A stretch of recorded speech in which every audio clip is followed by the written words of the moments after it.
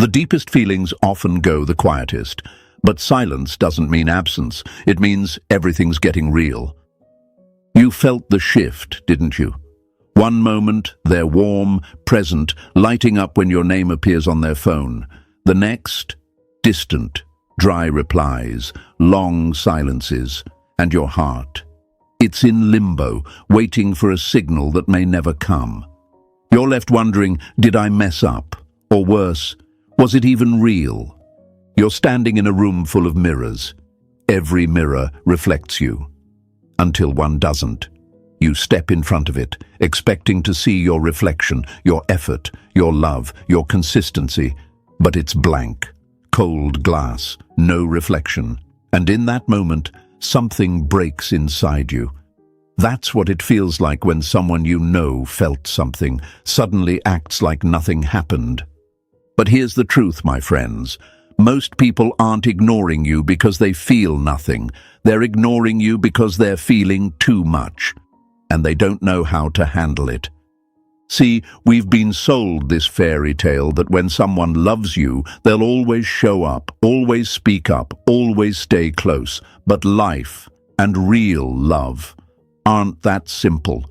Real love doesn't always shout. Sometimes it whispers, and sometimes it runs and hides. Let me break a lie real quick. If they cared, they'd never go quiet. Wrong. Sometimes they care so deeply they can't breathe around you. Sometimes they love you so much they don't feel safe showing it. And instead of saying, "I'm scared," they ghost you. Not to punish you, but to protect themselves. I've seen it time and time again. That person who used to light up your phone, they vanish. But they're still watching your stories, still checking your status, still haunted by the version of you they didn't expect to fall for. Because, let's be real, you woke something up in them, but they didn't expect to feel that much, that fast. And when people haven't dealt with their wounds, their emotions turn into alarms, not invitations. It's like this. Imagine giving someone a beautifully wrapped gift, and they drop it. Not because they hate it, but because they don't think they deserve it. That's what your presence felt like. A gift, a threat, a reflection of everything they're not ready to face. And when that happens, folks, they run, they hide behind silence. But here's where you rise. You don't chase ghosts. You don't beg mirrors to reflect you. You don't crack open your soul to prove something you already know is real. You stay grounded, you sharpen your edge, you move with peace. That's Stoic power, that's emotional strength. Marcus Aurelius once said, "The best revenge is to be unlike the one who caused the pain." So when they go silent, don't collapse, don't spiral. Stand taller, quieter, sharper. Because here's the secret, your stillness is louder than their silence, your presence. It lingers longer than any "I miss you" text they're too scared to send. You're not being ignored because you're forgettable. You're being ignored because you're unforgettable, and that scares the hell out of them. So to everyone listening, if you're stuck in that space where love feels like a riddle and silence feels like rejection, breathe. You're not losing them. You're just finding yourself. Drop this in the comments. I stay grounded. Press that like button. Subscribe if you're ready to master the quiet, and stay with me, because what's coming next, it'll make sense of everything they never said. Number 1, love doesn't always come closer. Sometimes it retreats. When a flame burns too bright, even the strongest will look away, not because they hate the fire, but because they're afraid to be consumed by it. This part is going to sting a little, but you need to hear it. Love doesn't always show up the way you want. It doesn't always come closer when it's real. Sometimes it steps back, sometimes it disappears, and sometimes it hides behind silence so thick you start to question your own worth. But here's what most people won't tell you. Love doesn't always move forward. Sometimes it retreats. And that retreat is not rejection. It's a reaction. Think of it like this, my friends. You're standing on the edge of a cliff, looking out at a beautiful storm rolling in. The sky is electric. The wind is rushing toward you, and there's this mix of fear and awe inside you. That's what love feels like to someone who's never been safe in it. They see it coming. They feel its power. But instead of standing there to embrace it, they run. Not because the storm isn't beautiful, but because storms, even the beautiful ones, carry destruction too. And now you're stuck wondering, if they loved me, why didn't they lean in? Why did they pull back just when things started feeling real? It's confusing, right? Because you weren't imagining it. The way they looked at you, the vulnerability in their eyes, the moments that felt almost sacred. You know what you saw. You know what you felt. But let me tell you the lie that's been fed to you since the beginning. If they love you, they'll come closer. If they love you, they'll never leave. That sounds nice, but it's not always true. Not when you're dealing with people who have been hurt. Not when you're dealing with someone whose heart has been broken in silence before. Sometimes people don't know how to hold something pure. They see your calm, your consistency, your emotional honesty, and instead of being drawn in, they panic because you're not chaos, you're peace. And for someone used to storms, peace doesn't feel safe. It feels unfamiliar. Unfamiliar feels dangerous. So they retreat. It's not about you. It's about how deeply you made them feel something they didn't expect. And that right there, that's what sets this whole chain reaction in motion. Their silence isn't emptiness, it's overflow. Their retreat isn't rejection, it's defense. It's like trying to hold a cup that's already full. You pour a little love in, and it spills over. Not because the cup is broken, but because it was never emptied from the last heartbreak. And now you're here, giving them something real, something present, and they don't know what to do with it. Marcus Aurelius said, "You always own the option of having no opinion. There is never a need to get worked up or to trouble your soul." That's the Stoic way. When someone pulls back, you don't chase, you don't shrink. You don't let your emotions take you hostage. You observe, you breathe, you remain grounded. Because real power isn't loud, it's unshakable. Here's where most people get it wrong. They think love should look like constant attention. That if someone loves you, they'll always be near. But some people love in silence. Some people love by stepping back so they can breathe through the fear. And some people, they love so deeply that they don't even trust themselves with it. And it's going to hurt, because you'll want to reach out. You'll want to break the silence, fix the distance, explain away the confusion. But that's the test, my friend. Can you stand still in the emotional fog? Can you let love retreat without letting your identity chase it? Let me ask you this. If someone's love disappears the moment things get serious, do you fall apart? Or do you hold the line? Because that's where your growth lives. Not in clinging, in choosing not to, in reminding yourself that your peace is not up for negotiation, your emotional balance is not for sale. You don't need to prove your worth to someone who already felt it. You don't need to scream into the void to remind them of what they once knew. The silence they're giving you, it's not yours to fill, it's theirs to sit with.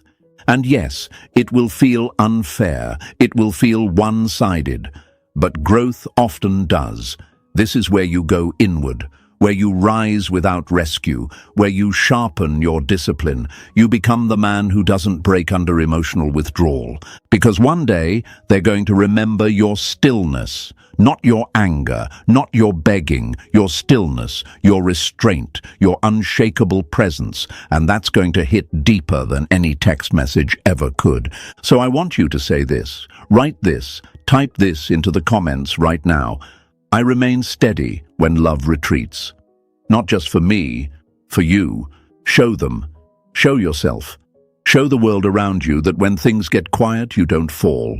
You rise, quietly, powerfully, Because what's coming next, it's going to explain the truth behind that silence even deeper. And once you see it, you won't just understand them, you'll understand your strength like never before. So stay with me. Let's keep going. Number 2. Their silence is a mirror of their inner conflict, not your worth. Don't mistake someone's storm for your failure.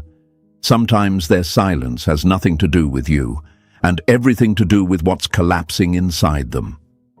It's one of the hardest things to accept. When someone you deeply care about suddenly goes silent, your mind turns on you. You start wondering, was it me? Did I say something wrong? Did I come on too strong? You replay every conversation, every message, every moment, hoping to spot the moment you messed it all up.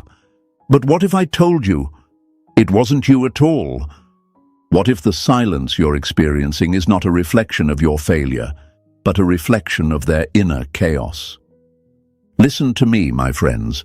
People don't always go quiet because of something you did. They go quiet because of something they're trying to survive internally. Their silence? That's not rejection. That's a signal that there's a war happening behind their eyes, a war between what they feel and what they've never learned to handle. Imagine someone trying to carry a heavy box full of glass. They've been holding it for years, memories, heartbreak, abandonment, shame. And then, here you come, offering connection, offering peace, offering something real. But now, their hands are shaking. That box feels heavier, not because of you, but because they never expected someone to look them in the eye and mean it. So what do? They pull away, not to hurt you, but to protect themselves. From what? From being seen, from being exposed, from letting someone in far enough to witness the parts they've kept hidden behind performance and polite smiles. That silence is not a punishment, it's a panic, and this is where you've got to catch yourself, because the lie will sneak in quick. They're ignoring me because I wasn't enough. No. They're ignoring you because they were never taught how to be emotionally present with someone who doesn't play games. You weren't too much, you were too real, and real exposes fake. Real demands vulnerability. Real doesn't allow them to hide in the shadows they're used to. Folks, here's where Stoicism becomes more than a quote. It becomes your foundation. Marcus Aurelius wrote, "The impediment to action advances action. What stands in the way becomes the way." Their silence, that's the obstacle, but also the invitation, the test, the portal to a stronger version of you, a version that doesn't collapse when someone else disconnects, a version that doesn't need immediate closure to find inner peace. Because here's the secret. When someone's emotions get too big, when they feel seen too deeply, when they're reminded of everything they haven't dealt with, they don't always lean in. Sometimes they vanish, not because they don't feel it, but because they do. I know it's frustrating, I know it feels unfair, but your job is not to take on someone else's confusion as your personal failure. Your job is to remain centered in the eye of the emotional storm. Let me ask you, can you still stand tall when someone else starts shrinking? Can you still honor your value when someone forgets how to recognize it? Because that's real power, my friend. Not the power to control someone else's behavior, but the power to control your own response. Let's be honest. Most people aren't taught how to handle real love. They're taught how to flirt, how to impress, how to avoid. But when something stable and grounded shows up, they panic. They think, this is too good. What if I ruin it? What if they leave? What if they see who I really am? And so they ghost, they distance, they disappear. But remember, you are not responsible for the stories they're telling themselves in the dark. You are not the villain in their emotional movie. You're the mirror, and sometimes people can't handle what they see when they look into it. So don't internalize what doesn't belong to you. Don't twist yourself into knots trying to decode their silence. Instead, return to your center. Return to your breath. Return to your truth. You don't chase. You don't beg. You don't explain your worth to someone who's too lost in their own mind to see it clearly. You walk in truth. You sit in peace. You remain in alignment. That's what Stoicism teaches you. Not to be cold, but to be clear. Because their silence might be loud right now, but your calm presence, that echoes.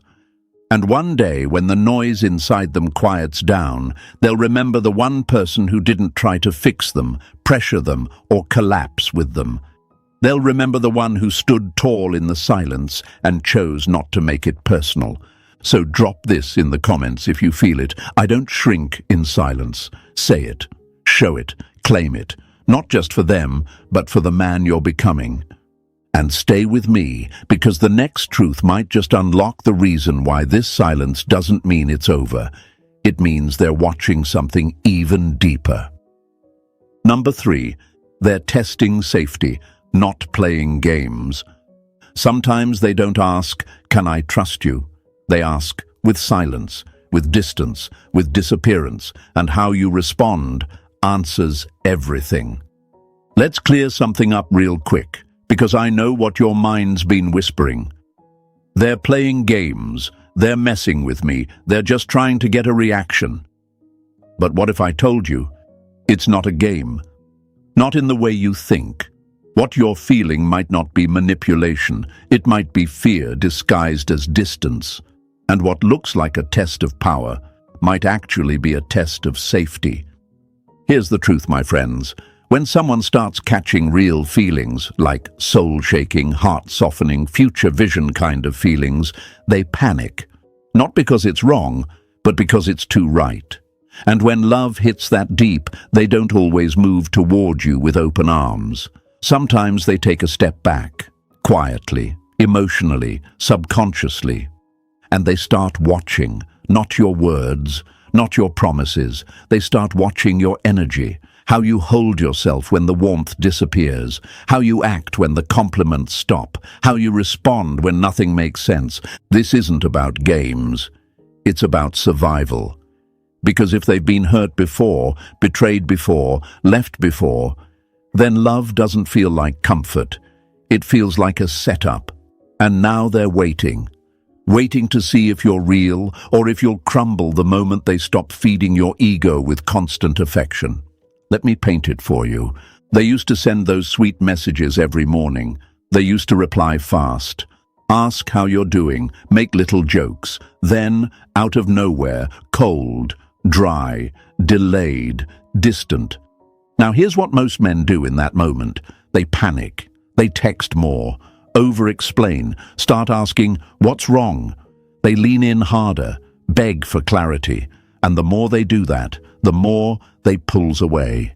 Because they are not testing your ability to chase. They are testing your ability to stand still. They are watching if you'll stay composed, if you'll trust her silence, if you'll trust yourself enough to not need validation every second to feel secure. This is where a Stoic man rises. Because a Stoic man, he doesn't collapse under emotional silence. He doesn't jump into fixer mode. He doesn't make her distance about his worth. He observes, he breathes, he lets the storm pass without trying to interrupt it. Epictetus said, "We cannot choose our external circumstances, but we can always choose how we respond to them." That's your power. Not in controlling her behavior, but in controlling your reaction. In showing her that you don't flinch when love goes quiet, that you're not like the others, ones who needed constant reassurance, instant access, non-stop validation just to feel worthy. Nah, not you. You're the man who doesn't need to be fed attention to know he's valuable. You're the one who stays rooted when emotions get muddy. You're the one who remains not to impress, but to embody peace. See, most women aren't even aware they're doing this test. It's not calculated. It's emotional instinct. They feel overwhelmed. So they step back. And part of them wonders, will he still be there if I'm not perfect? If I don't show up how I used to? And your response. That's where everything shifts. If you react with neediness, with desperation, with panic, that told them was right to be afraid. But if you stay calm, focused on your path, respectful of her space without turning cold or distant yourself, that tells her something far more powerful. You're not here to cling, you're here to connect. But only when it's real, only when it's mutual, only when it's grounded. Let me ask you, can you be the calm in someone else's chaos? Can you be the stillness when their fears flare up? Because if you can, that's when they'll feel safe. Not impressed. Not manipulated. Safe. It's not about being the loudest. It's about being the one who doesn't flinch. Let me give you a quick metaphor. Imagine they are a bird that just got out of a cage. They're finally free, but everything outside that cage still feels dangerous. And you're the hand held out gently, not grabbing, not forcing, just still, just present, just offering peace. And when that bird's ready, they lands, not because you caught her, but because you didn't chase, because you let her choose. And that, my friend, builds trust in a way words never could. So right now, if someone's pulling back from you, ask yourself, am I reacting to their silence, or am I responding from my center? Because if you can pass this unspoken test, you don't just become someone they love, you become someone they respect, someone they trust, someone who doesn't collapse when connection gets complicated. Drop this in the comments if you feel this truth in your bones. I respond with calm. Say it out loud. Show them. Show yourself.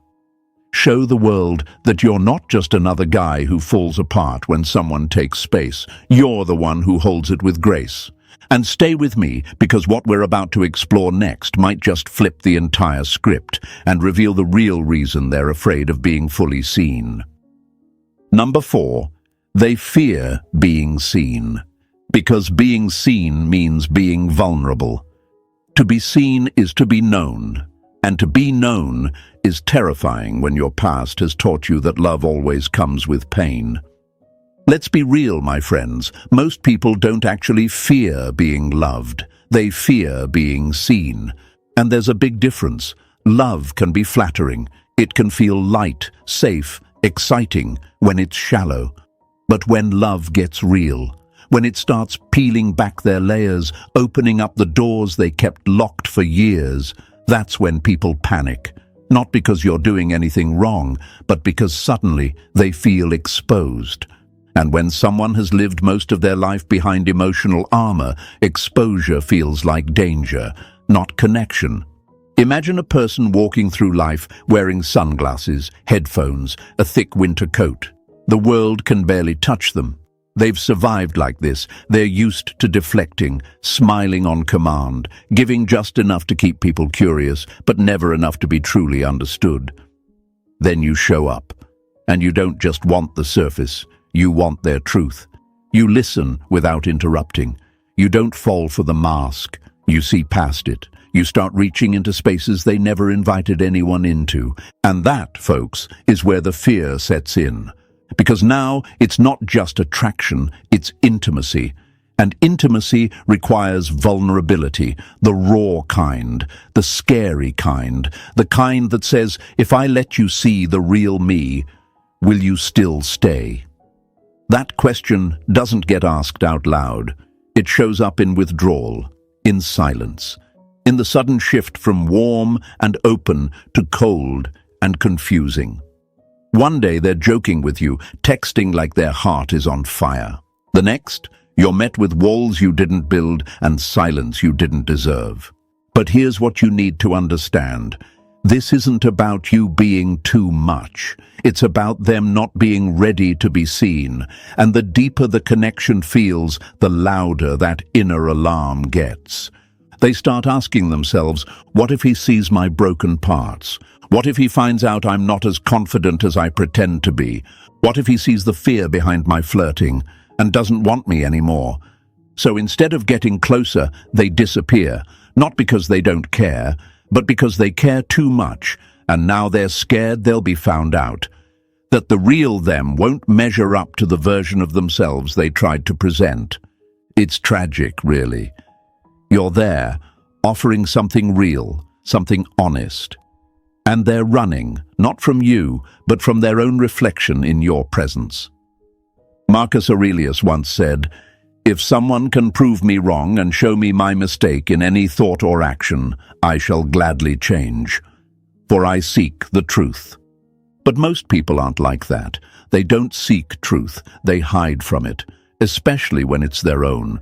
Because truth means vulnerability, and vulnerability is where people get hurt. Some of you listening right now, you've been on the receiving end of this. You didn't just feel ignored, you felt erased, ghosted, like everything was real one day and then gone the next. And it shattered you because you knew it wasn't fake. You felt that connection, but you blamed yourself when it disappeared. Here's what I need you to stop doing. Stop blaming yourself for someone else's inability to be emotionally naked. You are not responsible for someone else's fear of being seen. What you're offering is clarity. What you're radiating is presence. What you're giving is safety. And for someone who has never felt safe in love, that's terrifying. So what do? You don't chase. You don't beg them to open up. You don't start explaining yourself or asking what you did wrong.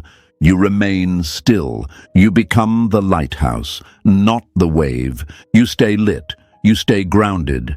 And you let their emotional tides do what they need to do without letting them flood you. Because here's the paradox. The more someone fears being seen, the more they need someone who won't run when they reveal themselves. And ironically, it's your ability to not react when they withdraw that proves you're safe. So when they test you with silence, you don't flinch. When they stop sending the good morning messages, you don't panic. When the energy changes, you don't start thinking you changed. You remember, this isn't about your worth, it's about their readiness. It's not that you were too much, it's that your clarity made their chaos impossible to ignore. And some people would rather retreat back into confusion than sit in front of someone who sees everything.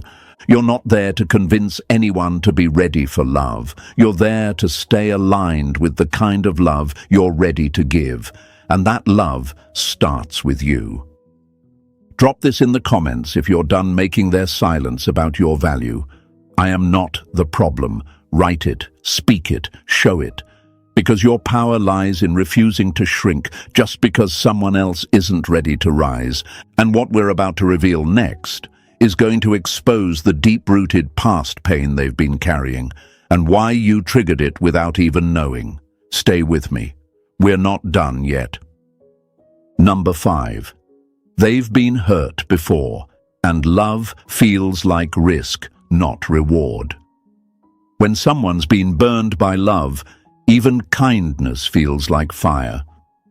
Let's get real about something most people don't talk about. Past pain doesn't just vanish because a good person shows up. You could be the calmest, kindest, most emotionally available soul they've ever met, and they still might pull away from you. Not because they don't appreciate you, but because you remind them of what hurt them. Yes, you become the trigger. Not because you're toxic, but because you're real. Because the love you bring is the kind they once dreamed of, the kind they almost had, and the kind they lost. And now, that same love feels like a risk, not a reward. Imagine a person who once reached out to touch a beautiful flame. It warmed them at first. It felt like home. But then, out of nowhere, it burned badly. They were left alone, confused, shattered. And ever since, they've trained themselves to flinch at anything that feels too good, too deep, too warm. That's what happens when they meet you. That warmth, that presence, that honesty. It's familiar, but scary. Because the last time they trusted something that felt that safe, they ended up wounded. And now, even safety feels suspicious. It's why their behavior makes no sense. Why one day they're all in and the next they're distant. Why their eyes say yes, but their energy screams not again. And it's not because you failed. It's because love now reminds them of loss. You say, "But I'm not like the one who hurt you." And you mean it. But their nervous system doesn't know the difference. Their heart still has scar tissue, and no matter how gently you hold them, that scar might ache. And aching hearts don't always lean in. Sometimes they back off. And here's the lie that starts creeping in for you. If I were enough, they'd stop running. No, my friend. Their reaction is not a measurement of your worth. It's a reflection of their wounds. You didn't cause the pain, you just walked close enough to awaken it. That's why it's so confusing. That's why it feels unfair. Because you're showing up fully, you're not playing games, you're not being inconsistent, but you're still met with silence, distance, pullback, and you start to wonder, what more can I do? Here's the Stoic truth. You don't do more, you do less. You become still, you become solid. You stop trying to rescue someone from a war you didn't start. Marcus Aurelius said, "The best revenge is not to be like your enemy." And I'll add to that, the best response to fear isn't to fix it, it's to hold your form. Be the calm that fear never knew. Because when someone is in survival mode, any attempt to save them can feel like control. Even your love can feel like pressure. Even your consistency can feel like a demand. So instead of trying to chase their clarity, you protect yours. You step back, not out of anger, but out of honor. You give space, not to punish, but to respect their process. You let go, not to move on, but to stop gripping someone who hasn't learned how to receive what you give. And yes, it hurts, because you care, you want to help, you want to reassure, but you can't love someone into healing if they're still fighting battles they haven't named. And if you try to force closeness while they're still flinching from ghosts, all you'll get is resistance. So what's your move? You become the anchor, the rock, the man who doesn't fall apart when someone else falls silent. You remind yourself daily, their past is not my responsibility, their reaction is not my reflection, my peace is not their problem to solve. And when you operate from that place, something shifts. You stop seeking closure through their words and start finding clarity in your own behavior. You stop asking, why did they pull back? And start affirming, I showed up clean, calm, and real. The rest is not mine to carry. Let me tell you this. When someone finally heals, they remember the ones who didn't pressure them. They remember the ones who didn't take their silence personally. They remember the ones who stood tall, even when everything around them screamed uncertainty. So drop this in the comments if you feel this truth deep in your bones. I don't carry what's not mine. Type it. Declare it. Not for them, for you. Because that's how you reclaim your energy. That's how you stop bleeding for people who haven't figured out how to stop wounding themselves. You're not here to break down their walls. You're here to make sure you don't build your life around people still living in the ruins of someone else's mistakes. And up next, we're going deeper, because the real shock, you didn't break them. But your presence may have triggered a storm they didn't even know was still alive. Stay close. It's about to get even clearer. Number 6. You're the trigger, but not the cause. You didn't create their wounds.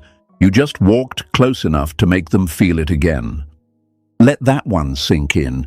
Because if you're like most people with a heart that loves deeply and honestly, you've blamed yourself far too often for someone else's emotional retreat.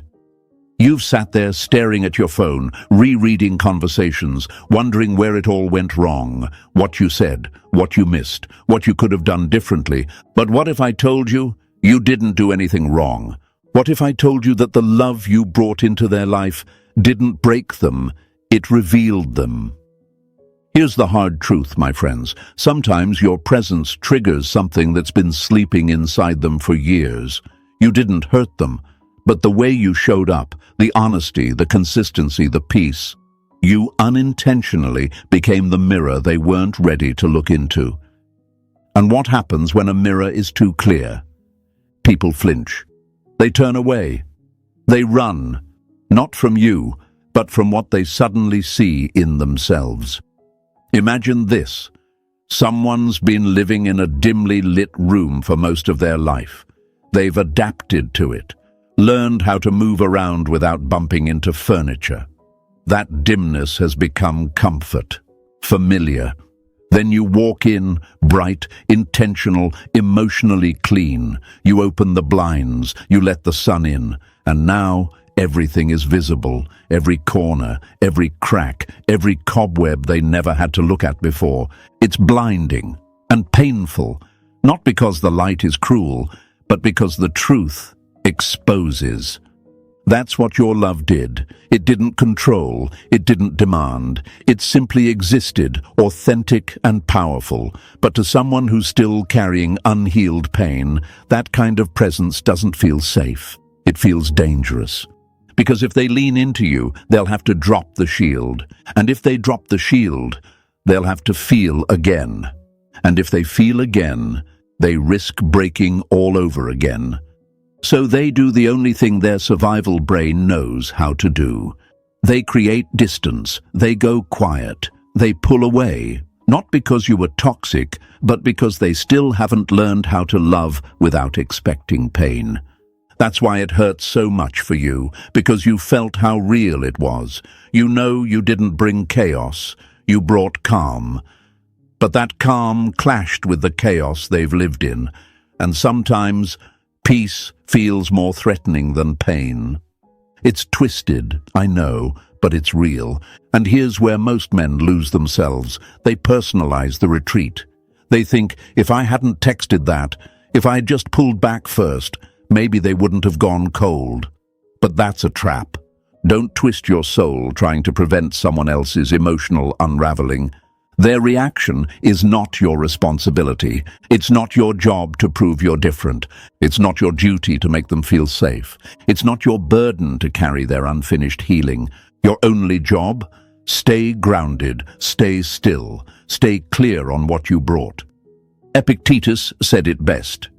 We are disturbed not by what happens, but by our thoughts about what happens. That's the line you need to walk. Stop turning their pullback into a story about your worth. Start recognizing it for what it really is, a person being emotionally confronted by your presence. You didn't cause the storm, but your presence may have made the thunder louder.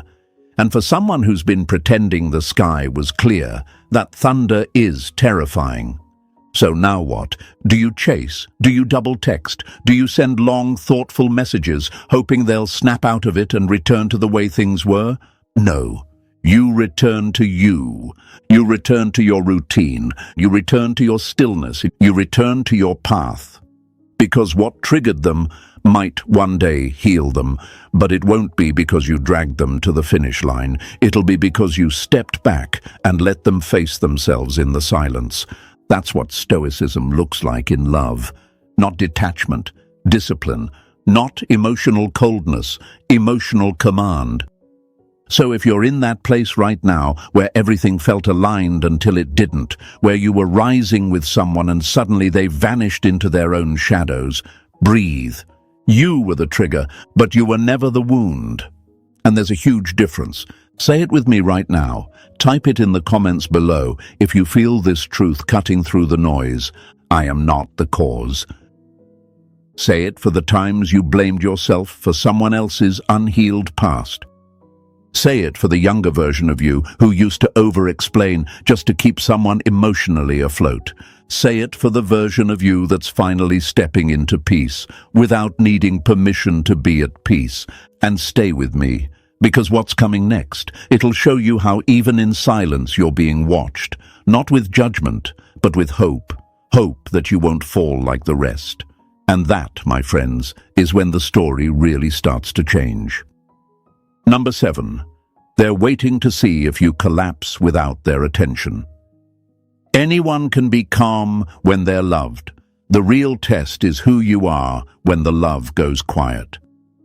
Let's stop pretending this isn't a test, because whether they know it or not, whether you know it or not, this moment of distance, this silence, it's a test of your foundation, not a loud one, not a cruel one, but a quiet psychological test wrapped in unanswered messages and broken patterns.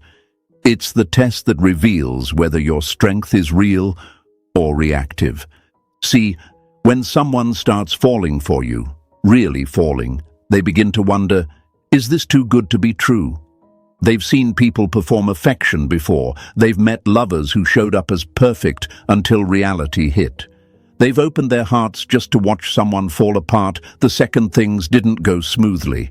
So they test, sometimes consciously, sometimes instinctively. They pull back, they go silent. They stop giving you the attention that once lit your phone up and made you feel wanted. But they're not doing it to punish you. They're doing it to see you, because anybody can look composed when love is flowing in. But who are you when it's not? Do you unravel? Do you chase? Do you beg for clarity that was never promised? Or do you stay grounded? Do you continue walking with purpose? Do you remain unshaken? Not because you don't care, but because you don't need their constant affection to feel worthy. That's what they're watching for. Not your reaction, but your center. Because when someone deeply in love starts creating space, what they're often craving isn't attention, it's evidence. Evidence that this time it's different, that you're not going to break like the others, that your energy isn't conditional, that you don't need to be held up constantly just to stay standing. It's the emotional equivalent of them looking over their shoulder mid-run and thinking, will they still be there if I stop running? Let's be honest. Most people haven't met a love that's steady. They've met passion that burned too fast. They've met men who flattered them to get close and then collapsed when the intimacy got real. So now, they retreat to see if you'll disappear with the distance. And if you do, that confirms their fear. But if you don't, that changes everything. Imagine this. You're standing in a forest. They've gone quiet. No more footsteps, no more signals. You could scream, you could chase, you could panic, or you could plant your feet, build a fire. Let the light of your stability guide them back, not with force, but with consistency. And when they look back, you're still there, calm, focused, alive. Not because you need them, but because you're whole, with or without their approval. That's unforgettable. That's Stoic. And that's what changes the game, not clever words or dramatic exits, but your refusal to abandon yourself just because someone else needed space. Marcus Aurelius once wrote, "Be tolerant with others and strict with yourself." That means you give them the grace to figure out their feelings while you maintain your own emotional discipline. You don't spiral. You don't take the bait. You don't become a puppet pulled by attention or withdrawal. You remain. This is where most men fail the test. Not because they're bad people, but because they're addicted to reassurance. They need that good morning text, that emoji, that flirtation, and when it disappears, they crumble. Their peace was never real. It was borrowed from someone else's presence. But you're here to lead differently. You're here to show that love doesn't rattle you, that absence doesn't define you, that silence doesn't unbuild the empire you've been constructing within yourself. Let me say this as clearly as I can. Their retreat isn't rejection. Their distance isn't disrespect. Their silence isn't proof that you failed. It's a mirror. And what you do with that mirror determines everything.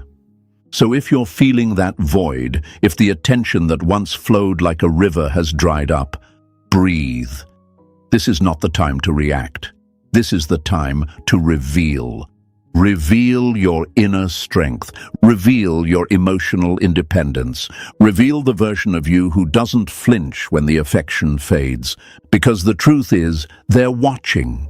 Whether they admit it or not, they're watching to see if your calm was real or just convenience.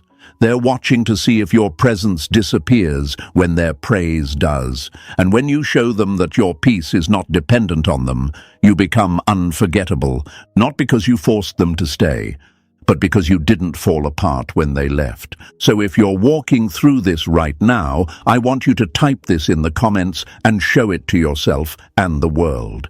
My calm is unshakable. Say it. Mean it. Live it. Let it echo through your silence. And if this message reminded you of your power, your worth, your center, hit the like button. Subscribe if you're ready to lead with presence instead of panic. And share this with someone who needs to remember that silence isn't the end of the story. It's where your power begins. Stay grounded, stay sharp, stay you, because if they're meant to return, they'll only recognize you by the fire you refuse to put out.